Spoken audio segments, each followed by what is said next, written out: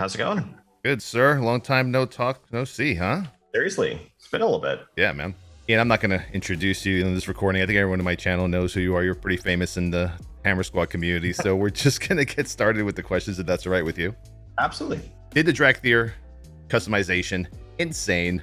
Had the team pretty much telling me, oh, don't try to get too worried about, 3 hours worth of customization. I'm like, get out of here, 3 hours. I was there for like 45 minutes and I'm like, okay, I got to get started on the gameplay. Great job on that, by the way, to you and the team. Is there any expansion to that happening in the future, do you think? I know just from the Dragonflight preview you guys showed with the Drakthir, everyone's like, oh, is it possible that humans are going to start getting different style bodies and noses and whatnot?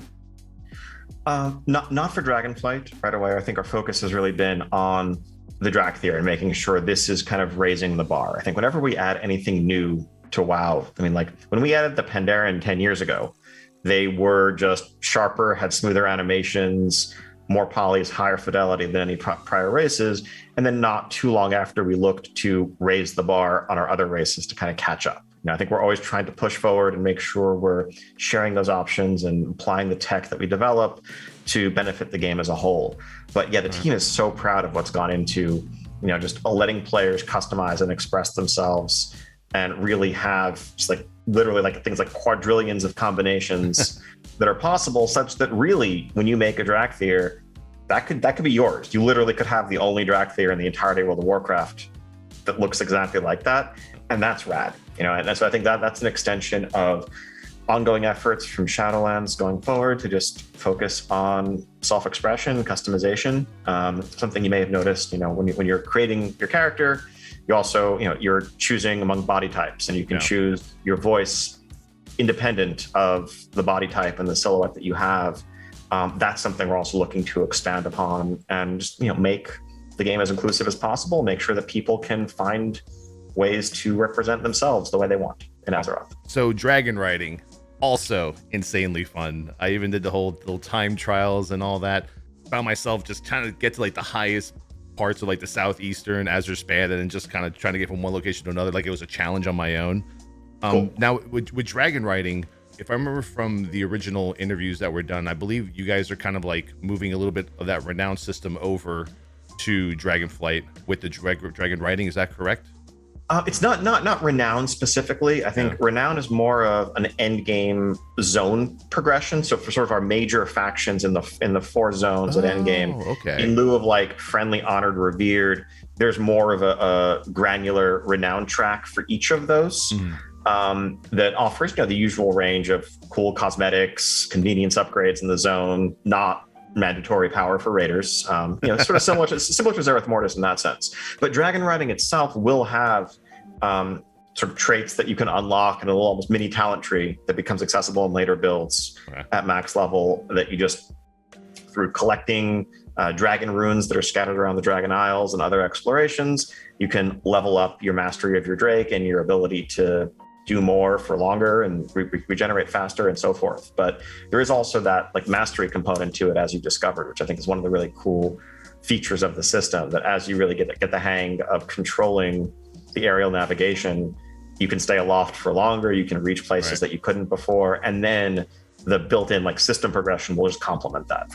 Awesome. Okay, because I was wondering, I wonder if there's more to the whole vigor. Are we gonna get more abilities and we're gonna be able to like customize like how fast we go and all that? I did professions. Professions is pretty in depth. It's a lot to take in. I remember reading the entire post in my community and we were all just like, what's going on? I don't know what's happening. And as I'm doing it on the server, it kind of makes all sense. I did notice that the reagents that we have to collect, I believe, are going to be soul-bound reagents. But once a crafter creates that item, it is BOE, correct? So someone who can masterfully create, like, let's say a mythic raid item, can they put that on the auction house to sell?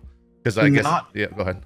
Yeah, not necessarily. So I think the very best stuff is generally going to be BOP. Okay. But a key piece is that like now you can have a crafter make a BOP item for you through work orders and cooperative crafting, which is something that wasn't possible in the past. And so I think that's for us like a key advance that kind of gets us out of a little bit of a trap that we'd been in, or a bind that we've been in with professions in the past, where either, like you said, if they can make great stuff, well, then it just and it's BOE, then it just goes on the auction house, and like, okay, now you can just use gold to buy your way to the strongest gear. That's never what WoW has been about, and it also risks undermining, other types of gameplay. So we don't do that. Or if the gear is BOP, like back in Burning Crusade, okay, cool, like you potentially have to be a certain profession to make the best BOP stuff for yourself. That limits your options when it comes to picking professions, and it makes professions not about interacting with the community, but about just obtaining a selfish benefit. Here, you could just be a player who gets the base item or the frame that can be crafted into a mythic raid quality helmet, but you need to take that to a really skilled blacksmith to complete the process for you and make it for you, and you will end up with a BOP item, but you earned the BOP component to it through your gameplay. Right. Okay. Because one of those concerns was like, oh, people can just start buying tokens and getting the gold and getting all those 5 pieces of mythic grade quality on the auction house, and they're just going to get decked out. They'll just wait to the end of the tier, I did notice some of the gear was had some equips to it. I actually printed one out here. I'm pretty old school. I print stuff out. Wow. Yeah, I know, right? On paper? Yeah. Yes, this is paper, Ian. It exists still. Can you believe it? Staples still store. Allied Risk Guard of Companionship. It says here like gain 56 verse per allied group, stacking up to 15 times. I'm not sure if those are just placeholders or is that actually gear that we can craft. And because I'm getting some of those like Najatar vibes with like the extra power in the gear. Can it be used in raids, PvP, Mythic Plus? I mean, right. So I think numbers there, obviously all like subject to tuning, certainly at this stage. Right. Some of the intent there is exploring, we call them cantrips, just unique effects on items that may synergize or give you different gameplay.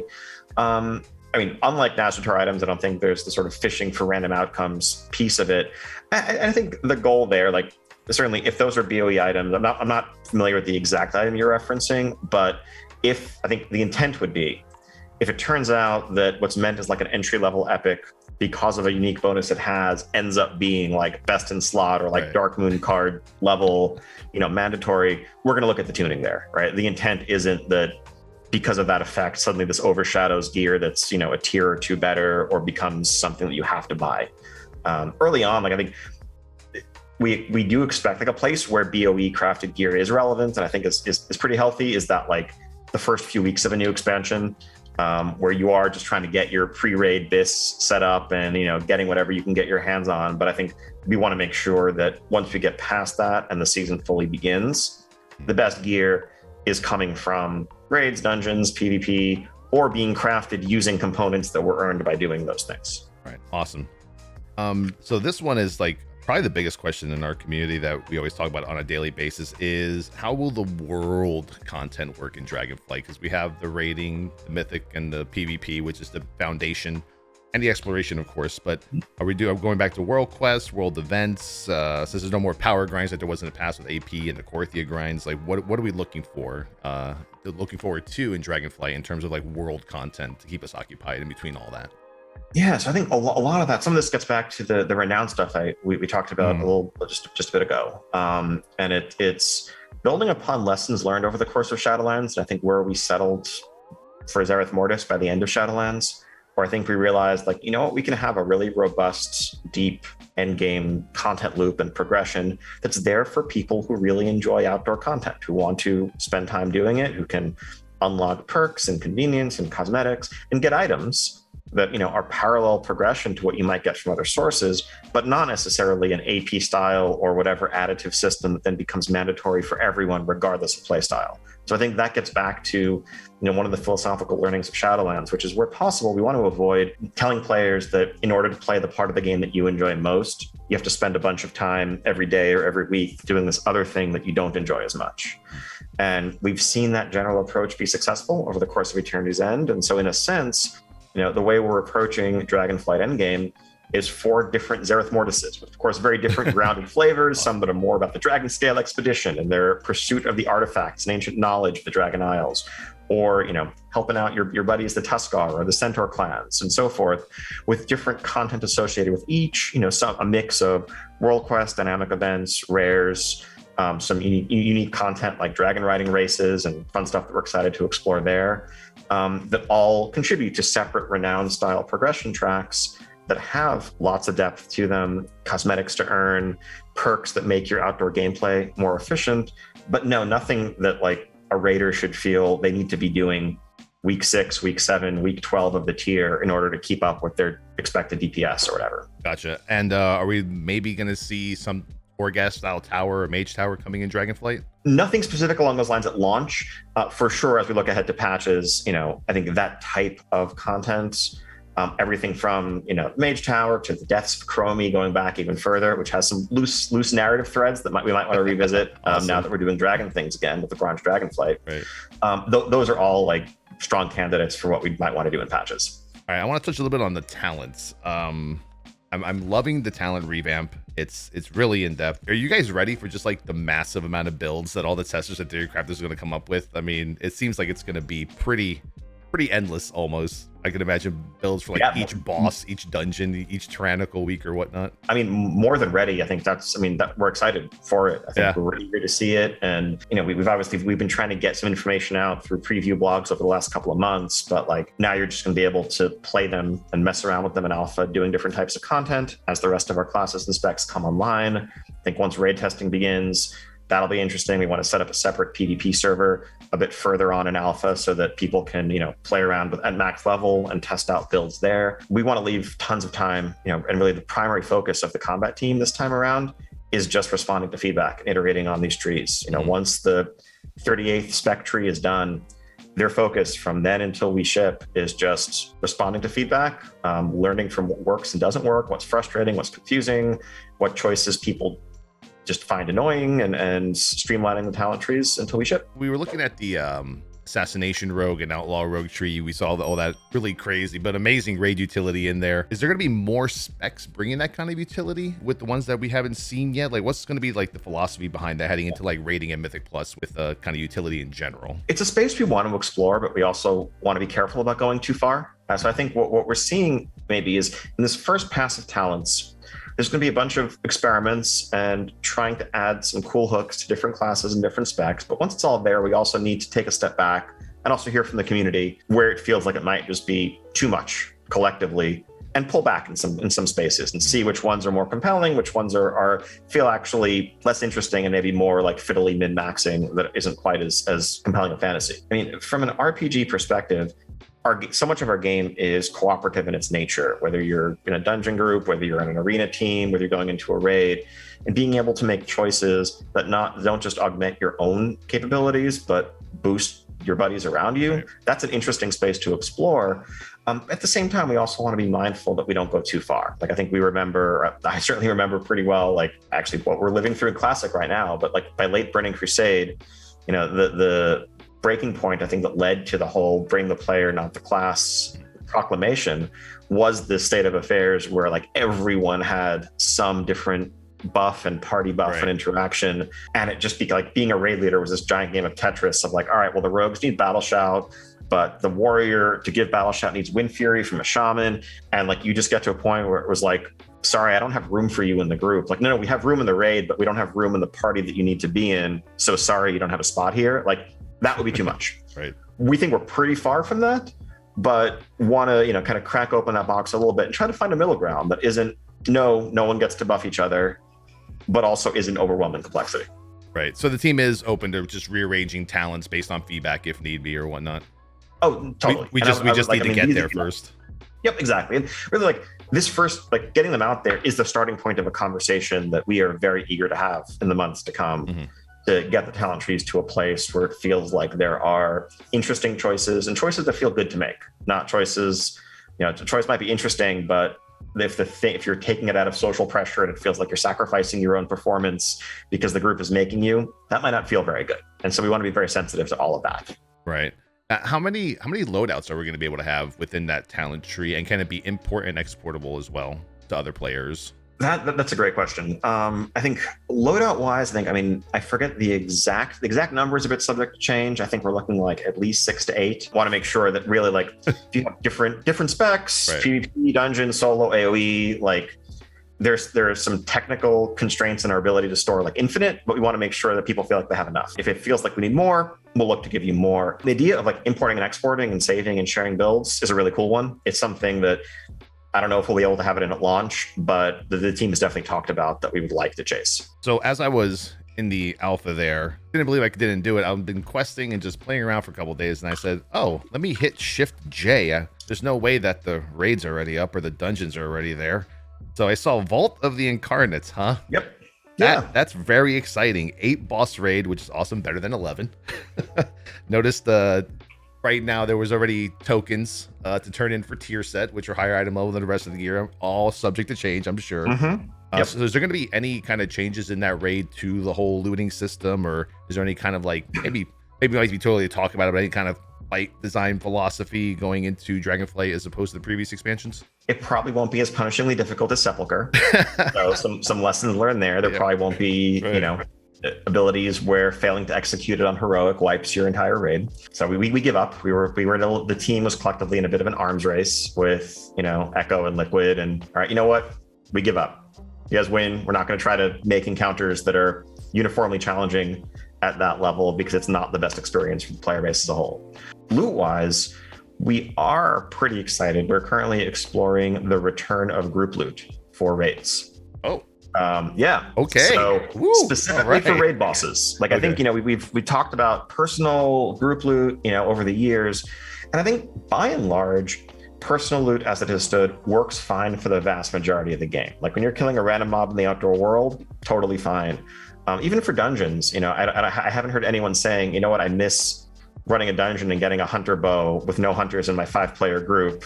Boy, that was good. Can't we have that back? Like, no, dungeon loot feels fine also. I think it's more like raids because they're uniquely a large-scale cooperative endeavor that lend themselves to the ability to cooperate and distribute the loot in a more social method if you want to do so. So I think we want to get back to a place where you're killing a literal dragon this time, actually killing a dragon, looking at the dragon's corpse, and there's 5 items on the corpse, and roll on them, pass, trade them around without restriction. But also that will mean that if you don't have any hunters in your raid, you might see a bow and have no one to use it on. But that's, maybe you should bring a hunter. Right. No, absolutely.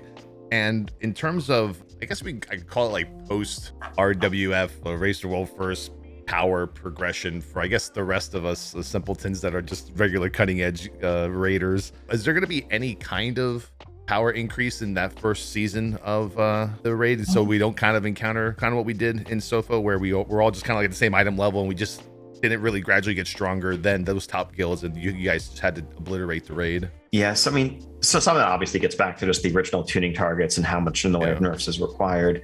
I think we'd like to explore. We don't have a specific plan locked in yet, but we'd like to explore.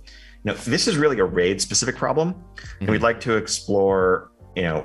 Systems like, I think back in Uldir at the start of Battle for Azeroth, built into the Azerite armor that you got from Uldir was kind of a scaling buff that you could get that served as a soft nerf that wasn't like distorting the power scale everywhere else in the game. Right. So I think we've wanted to actively move away from the sorts of so-called borrowed power progressions like artifact power or whatever else. We want to just focus on you're leveling up, you're getting talent points, you're growing your character that way, and you're getting more gear. But we also understand there is a lot of value in a raid group week 8, week 12 of a tier, feeling like, even if I didn't get an item this week, I'm making some forward progress in my ability and my group's ability to overcome this thing we're stuck on. Like, we're still going to hand tune and we're going to nerf where appropriate, but I think we'd like to have some kind of built-in raid progression, because really that same problem doesn't exist in dungeons or PvP or elsewhere. In fact, honestly, gear inflation and things like that can be problematic in PvP if it increases the gap and makes it harder to get your foot in the door as a new player when everyone is fully decked out. Awesome. That's great to hear, because that was just like, for me, I was like, man, what are we going to do once they're done with the raid? There's got to be something that we can do to get stronger.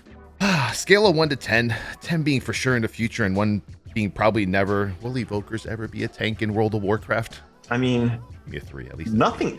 I would never say never to anything. I know better than that at this point. Like, in 2032, it'll be like, but you promised this would never happen. We wouldn't do that. What do you mean? Like a 3, probably. At this point, really, Evokers we've had plenty of melee hero classes in the past, plenty of tanks. This is designed as a caster, as a ranged class. A lot of the things that are core and universal across the entire class are cast time abilities that aren't super compatible with tanking.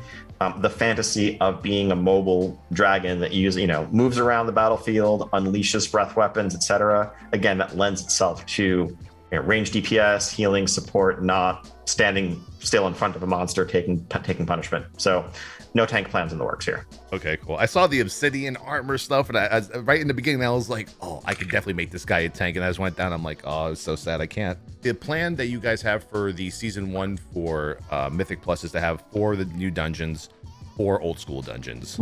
There's a few of the dungeons already on there, not to play, but you can just see it in the journal. Are those 4 old school dungeons going to be chosen by the community like the 2 from Draenor were, or are you guys choosing those on your own? We're choosing these on our own. Okay. Though certainly, look forward to hearing all the discussion and requests for what dungeons people want to see in the future. And obviously happy to bring back fan favorites now that we have really the entire range of dungeons to choose among. So yeah, I think the current plan, we do have our 4 already picked out for season 1. It's a couple of Legion dungeons, a Warlords dungeon, and a Mists dungeon. I think we're doing Temple of the Jade Serpent from Mists, Court of Stars from Legion. You can play some Guess Who. Those are fun routing experiments. And a couple of others. Okay. Yeah, I was really scared you were actually going to choose Shadowpan Monastery. I was going to quit the game tomorrow. What don't you like about Shadowpan Monastery? It's terrible.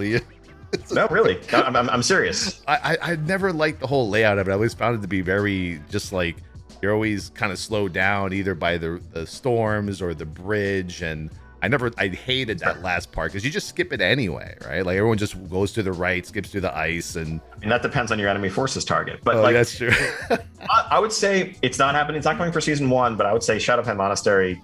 I wouldn't be surprised if we see it at some point over the course of Dragonflight. But why'd I say anything? But I think particularly for the older dungeons, the ones that never had Mythic Plus, like the team is super open to making changes to the flow of the dungeons, looking at pacing, looking at mechanics that made sense for like a heroic dungeon queue experience, but didn't make as much sense or wouldn't make sense if you're, in the Mythic Plus timed format. So we're not necessarily just saying this is how it was, so we're going to copy paste it and change nothing.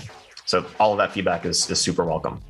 Awesome. And are there going to be any new affixes coming our way in the first season of Dragonflight? And is Tyrannical and Fortified sticking around? Current plan is yes for Tyrannical and Fortified. Is just a bit of just week to week texture of focus more on the bosses this week, more on the trash other weeks. We are planning a new seasonal affix, though I think we are looking to simplify our seasonal affixes a bit. I think in a world where the dungeon pool was static for the entire expansion, a primary function of a seasonal affix was to really shake up your routing through the dungeon. But when we have all new dungeons this time that present fresh problems to solve, we don't need to do that. Routing is already a new thing for people to figure out. So I think we can focus more on something that's a bit easier to understand and thematic to the raid boss or the other story of that season. Now, as I was doing some dragon writing, I found those bronze timekeepers, these little hourglass on your screen.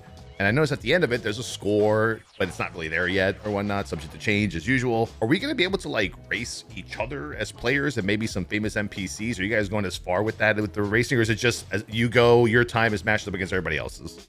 It's a cool thing we want to continue to explore and expand upon. I think there's definitely little obstacle courses. The intent is a bronze, silver, gold, time cutoffs and achievements that you can earn. At max level, there are a couple of multiplayer races that people can start together, and they launch every so often, and you can race against each other. We've definitely internally already, the second people start seeing this stuff, start asking hey, what could we do? A queued version of this? Could we do something that has a bit more competitive structure to it?